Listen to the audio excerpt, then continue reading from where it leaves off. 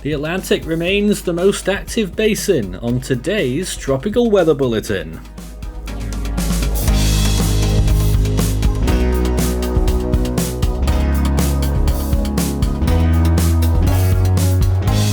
And now the latest around the wide world of tropics. Tropical Weather Bulletin for September 28th.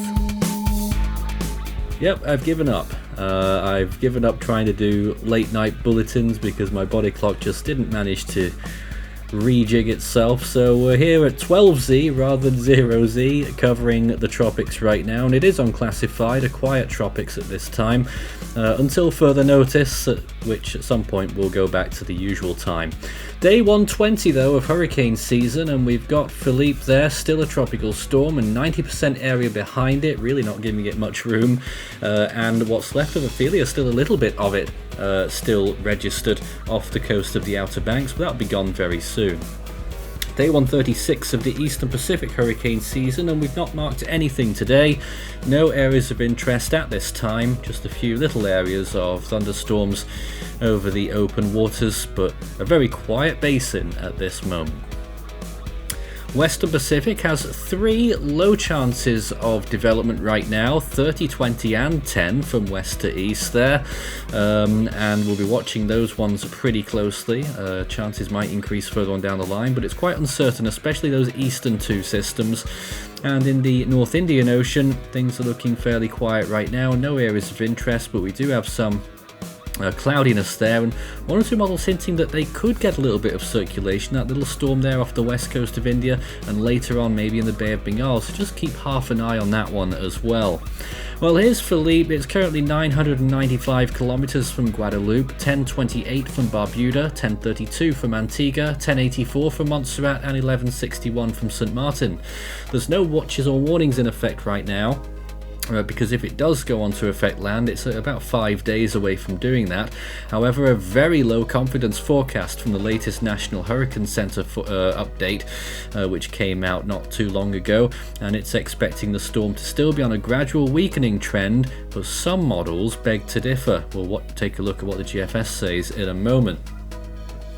Satellite imagery then, this is what Philippe looks like right now, very, very broad, look at that, and you can almost argue that it's got differing centres of circulation, it's really all over the place, but very interesting system. That is Philippe. I'm not even sure if that thing on the right hand side is that other system, but I think it is all Philippe there, and a very messy system with sort of like a common centre where all of the lesser cloud is there in the middle, sort of like an enormous ragged eye, although not really, and it's struggling obviously with high wind shear. That's what's led to this terrible appearance, and it's still got 50 mile per hour winds on the National Hurricane Center update. We're slightly lower at 45 miles per hour, and it will stay quite close to that. Well, that was all one, and so is this. This is the Invest just to its east, Invest 91L. It's been getting better, to be honest. It's starting to look a bit like Philippe too. Massive system, and a little bit of a circulation starting to appear at the low levels there, just emerging away from that cloud, which is being heavily sheared again. So could this become a tropical storm shortly? Yes, I think it could. If we're going off Philippe right now, I think this does have grounds to be called a tropical storm fairly soon, and it does have storm force winds according to latest estimates at this point, 40 to 45 miles per hour. I'm sure National Hurricane Center will wait for a proper confirmation though from either ASCAT or an actual recon flight. Sea surface temperatures look like this. First of all, in the Eastern Pacific, still very warm off the coast of Mexico and up the Gulf of California, well above 30 degrees Celsius. You can also see the Gulf of Mexico there as well, very warm too, especially in the southwest, and the Western Caribbean extremely warm, over 30 degrees Celsius quite comfortably. Western Atlantic has 1 or 2 cold slots after recent storms, of course, especially near Bermuda, but where Philippe and this Invest is, those temperatures are still very warm, Philippe especially, up and above 30 degrees Celsius where it is right now. And in the Western Pacific, we've got still an enormous ocean full of very warm sea surface temperatures of over 30 degrees Celsius, and a 30 isotherm extending northwards through Okinawa, and a lot of those warmer temperatures still reaching Japan as well, although they are just starting to go off the boil a little bit. North Indian Ocean coming back onto form, of course. It has two distinct seasons, the next one coming up in sort of October, November, where things start to get up into gear again. And in the Southwest Indian Ocean, things are starting to get warmer as well, off the coast of Madagascar over the Mozambique Channel, but in general still pretty cool. Off the coast of Western Australia, a few spots there above 28 degrees Celsius once again, so the heat is starting to crank up. And in the southern hemisphere, those warmer waters just about starting to return slowly, first of all at Fiji. Compared to average, it looks like this. The Western Pacific Open Ocean is around average, but the inner seas, South China and East China Seas and the Sea of Japan, very much above average. Eastern Pacific is still that half and half picture that we've got, with an El Nino look like it's really underway now. The Atlantic looking okay, very good actually, well above average in most of those areas, including where Philippe is right now. Oceanic heat content looking really spicy in large parts of the Caribbean and off towards the Bahamas and a little bit up the Gulf Stream there as well. And in the North Pacific, it looks like this. Good conditions there in the Western Pacific still. Near the Philippines, some significant heat concentrations there as well at this point, which we covered a little bit from earlier storms. So let's take a look at the GFS forecast so you can see both of these systems initialize with tropical storm force winds. Which one wins out though? Well, according to the GFS model, it's Philippe that really starts to gain strength down there, becoming a strong category 3. That's really not what the National Hurricane Center is forecasting, but you never know, it is the Atlantic. But it is a very difficult scenario to forecast. National Hurricane Center said as much in their forecast. There could be binary interaction there with those two systems. It all depends on how strong both of them become.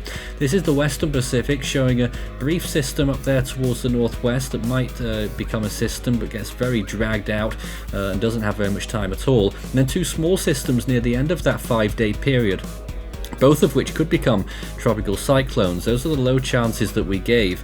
The first one near the eastern islands of Micronesia, the second one closer to the Marshall Islands, and both of them are going in the same direction, west-northwestwards there. Something to watch next week.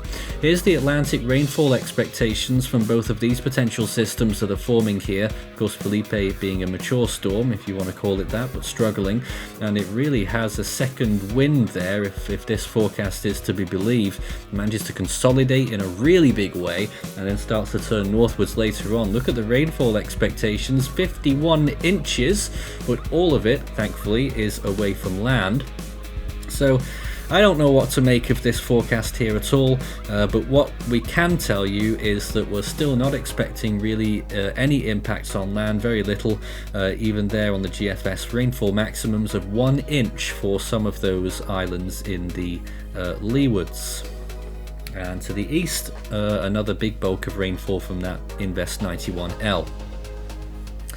So in the moderate range then, day 5 to 10, here's the continued progress. The 91L moves out over the Western Atlantic somewhere towards Bermuda, probably as a remnant, and there is Philippe really looking strong there, and then moving off towards the north and eventually northeast. Could actually affect Newfoundland with some tropical storm force winds briefly there, but it is generally a northward mover later on in that forecast, if it even survives the next 5 days. Of course, National Hurricane Center has it becoming a remnant low by day 5 near the Lesser Antilles. So really difficult one to forecast. Western Pacific, later on there's another system that forms there and heads towards the northern Philippines, and then these two systems, another binary interaction, and one gets swallowed up into the other. I'm not buying that because that hardly ever happens in the tropics, but it's safe to assume that either earlier on or maybe later on, one of these systems will end up winning the day and become the primary system, just not in that dramatic fashion, and eventually there could be a typhoon impacting some of the Mariana Islands. That's all the serious stuff done though. You can scan the barcode and take a look at the Force 13 merch store where we have our usual items, and we'll be rejigging that up in the near future as well. But in the meantime, we've still got our Still Waiting for Hone t-shirts, which are very much still available. In the Scilly range then, What happens later on with Philippe? Well, there it is, just clipping Newfoundland naturally and delivering some very strong winds to Greenland. Of course, this is very long range, so I'm not sure whether that will happen. Another storm comes up through eastern Cuba there, a very small one, and then shooting off towards the northeast, and an enormous extratropical cyclone there as well. So there's Philippe moving off again, really powerful winds there in Greenland, of all places. And then we get this next system, of course, once again, very long range, moving through eastern Cuba there near Jamaica, and then on towards the northeast. That's very long range. I'm not sure that will happen. You may have just glimpsed of another system in the eastern Pacific, and there it is, actually two systems there in the super long range, and another one that dances around itself and gets swallowed up into one. I'm not sure whether that will happen either, but could be a hurricane threat there for western Mexico in the second week of October. Obviously that is quite far away, but certainly can't be ruled out given that is quite normal for climatological purposes. So you know, we could be seeing a hurricane impacting that kind of area in a couple of weeks.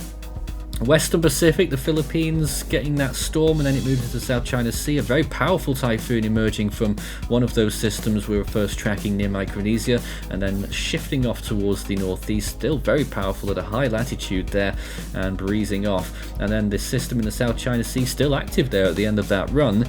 That is day 16, and could be another one that goes on to affect Hainan, which has had one or two this year, and of course the southern coast of the mainland China. This system then continuing off towards the northeast there, becoming a very large extratropical low later on as well. So lots to look at there, but very little uncertainty down the track. You can talk about all of that on our Discord server, discord.gg/force13 for tropical weather and general weather chat with weather watchers from all around the world. It's a short time step to last year for today's On This Day, when we had the certainly at the moment unforgettable arrival of Hurricane Ian, which made landfall as a strong Category 4 on the coast of Florida, not far from Cape Coral and Fort Myers. Of course, we know all about what happened with Ian. We covered it extensively, and it was a very damaging storm for that entire region of southwestern and western Florida. We also had Tropical Depression 11L dying off, Roki in the western Pacific, which was behind Kulap, which was a typhoon Category 1 at this moment in time as well. Back to today, we are unclassified, no alerts for our operations. The next name in the Atlantic then is Rena. In the Eastern Pacific it's Lydia, and in the Central Pacific it is still Hone. And you may want to notice there we're only 5 names from the end of the Atlantic naming list. Is it possible? In the Western Pacific the next name is Koinu, and in the North Indian Ocean it is still Tej. 60 storms so far this year, the average is 92. I think we'll fall short, but certainly this year has delivered on quality over quantity. In the Australian region, the next name is Jasper. Southwest Indian Ocean will start off with Alvaro, and the South Pacific's next name is Lola. That's all from today's Tropical Weather Bulletin. We'll be back again tomorrow.